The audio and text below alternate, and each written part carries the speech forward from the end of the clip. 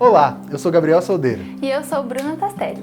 Hoje vamos falar de um filme inspirador, uma daquelas histórias que dá vontade de largar tudo e conhecer o mundo. Into the Wild, que em português significa Na Natureza Selvagem, foi lançado em 2007 com a direção do renomado ator americano Sean Penn.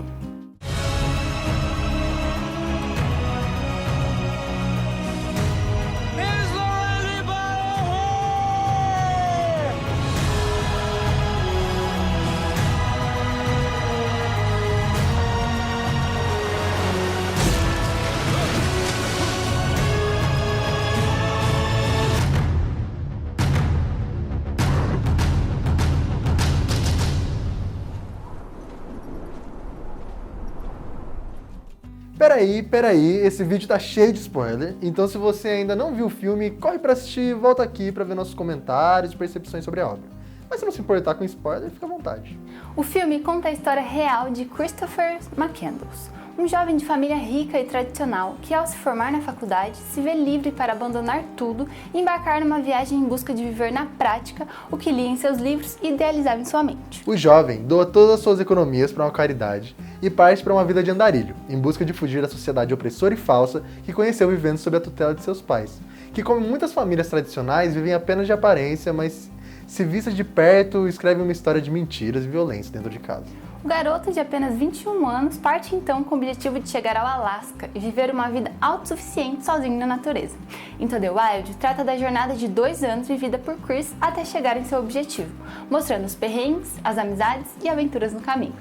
O longa pode ser categorizado como um road movie, que são filmes sobre viagens que se importam bem mais com a jornada do que com o objetivo em si. Filmes como Pequena Miss Sunshine, Easy Rider e Central do Brasil também representam bem o gênero. A direção do filme é extremamente contemplativa. Explora as paisagens que o protagonista passa em sua viagem, muitas vezes mostrando o quão pequeno ele é diante da imensidão da natureza. Além disso, a câmera assume um papel subjetivo, como se o espectador estivesse lá fazendo companhia para o Christopher. Em alguns momentos, o garoto até retribui o olhar atento do público. So natural. You're the apple of my eye. Huh? Por conta desses elementos, a relação entre o personagem e quem está assistindo se torna mais íntima, fazendo com que as pessoas se envolvam na história e se importem com seu destino. A trilha sonora do filme é composta por Ed Vedder, vocalista do Pearl Jam. Em 2007, ele tinha acabado de finalizar uma turnê com a banda e no segundo dia de folga recebeu um convite do diretor Sean Penn para assistir Into the Wild ainda sem trilha. Após o fim da sessão, Ed estava chorando, maravilhado com o que tinha acabado de ver. Sean deixou ele livre para contribuir musicalmente com a produção e o que poderia ser uma ou 2 músicas se tornou o primeiro álbum solo do artista, que deu origem à voz interior do personagem.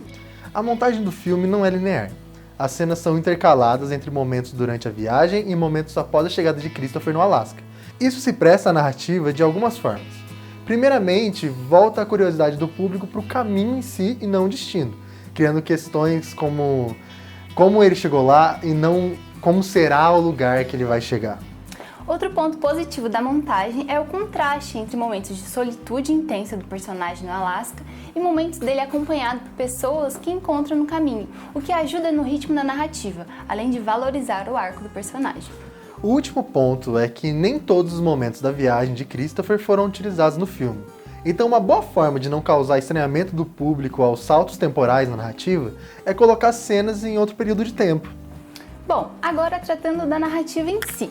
O filme mostra que Chris era adepto da filosofia transcendentalista, já que buscava uma revolução íntima em sua forma de pensar e agir.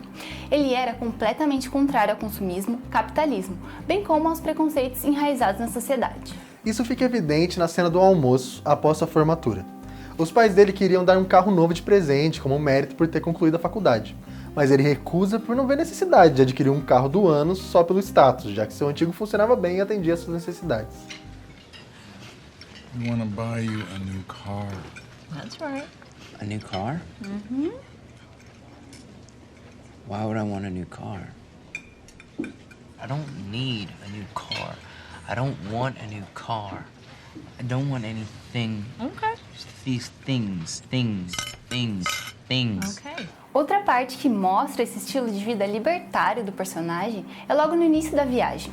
Ele passa a primeira noite dentro do seu carro em uma praia, até que vem uma tempestade e o carro é inundado pela maré.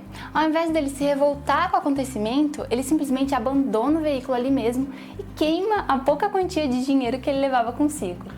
O filme é dividido em 5 capítulos que representam as fases da vida do personagem em seu processo de amadurecimento. Começando por Meu Próprio Nascimento, é o momento em que ele deixa a cidade para trás e já consegue vivenciar a tão almejada liberdade. E é aí que ele cria um novo nome para si, Alexander Supertramp, que seria algo como Super Andarilho. Então Chris, simbolicamente, nasce de novo e passa a ser chamado de Alex. Ainda nessa parte da história, ele pega carona com um casal de hippies em um trailer. O casal está passando por problemas afetivos e o jovem passa um tempo com eles, compartilha conselhos muito úteis e vai embora sem nem se despedir, assim que sente que as coisas melhoraram pro casal.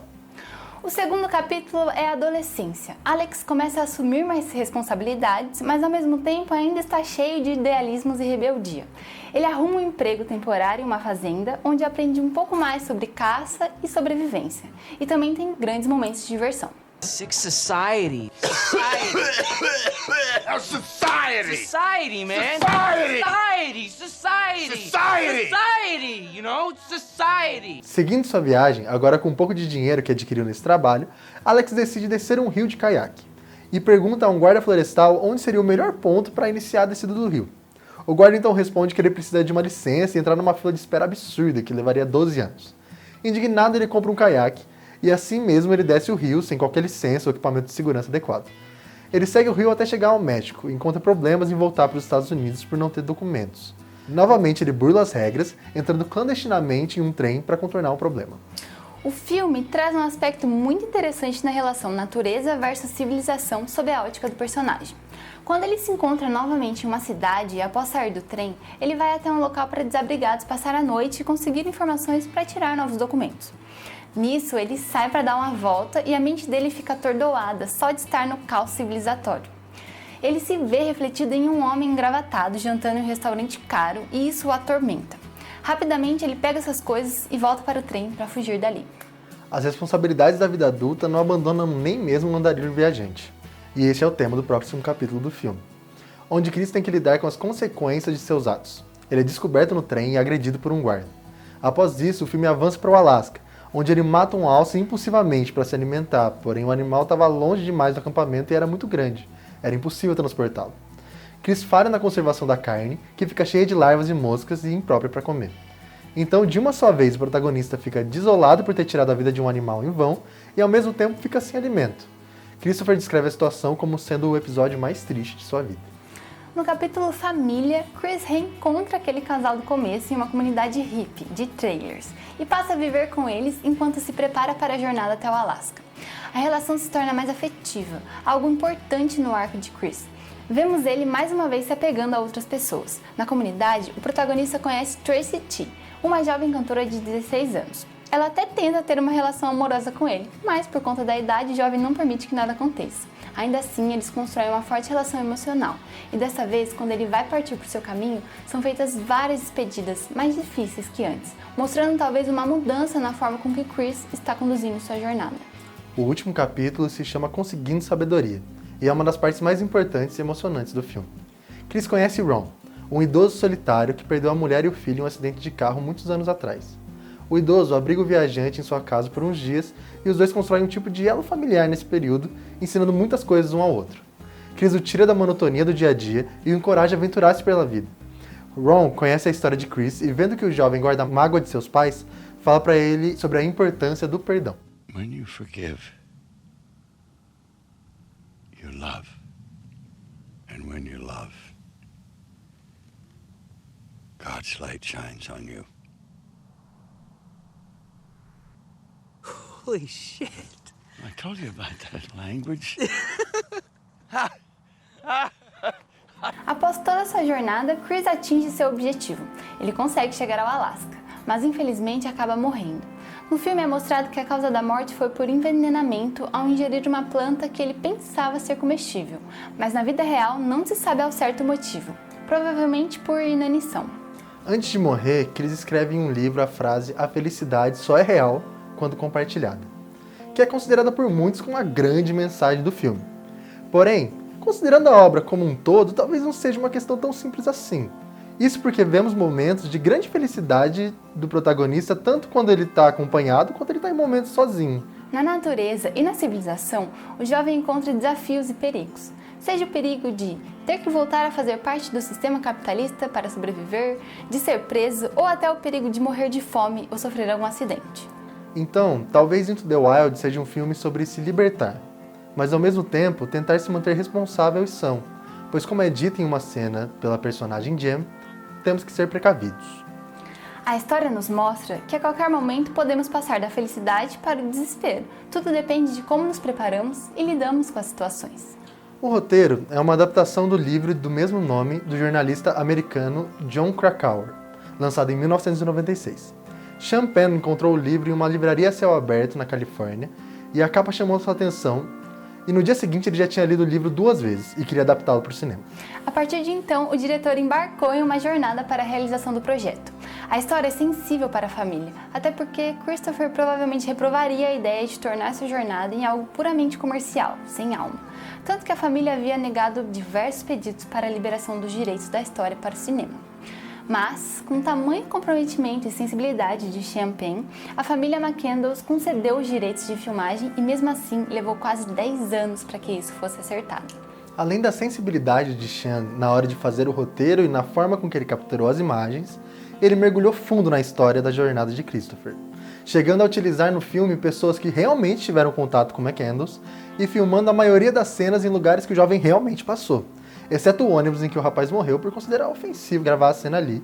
Sean passou meses pesquisando e visitando os lugares.